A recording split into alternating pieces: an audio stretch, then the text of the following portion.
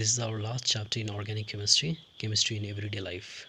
In this chapter, we are going to study about drugs, medicines, then we'll study about food preservatives, chemicals in food, soaps and detergents. Now, first we'll start with drugs.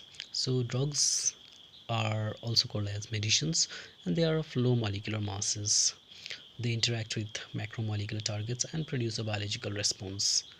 And when the biological response is therapeutic and useful, these chemicals are called medicines and is used in diagnosis, prevention and treatment of diseases, as we know. Now we need to study about important medicines that we have important use in our life, we can say. Antipyretic means these are the medicines which will bring down the fever or high temperature. They are called antipyretics. An example, aspirin and paracetamol.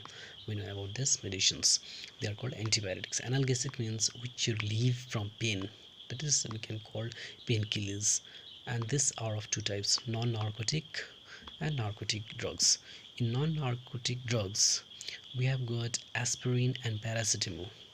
Okay. Now, aspirin is the most familiar example that we know. It will relieve you from pain. Now, this pain is caused due to the inflammation in the tissue, which is caused by a chemical known as prostaglandin. Okay. Now, these non-narcotic drugs are not addictive in nature, whereas narcotic drugs, which produces sleep and relief from pain as well, this is um, these narcotic drugs are used in post-operative pain. That means after operations, cardiac pain, heart pain, and the pains of terminal cancer, as well as in childbirth, after childbirth. Now, these are the examples of the narcotic drugs: morphine, heroin and codeine. Next we have got the third medicines is tranquilizers. Tranquilizers are neurologically active drugs. They affect the brain. Okay. Now, tranquilizers as a class of compounds that is used for the treatment of stress, then mental disease, depression and all. Okay.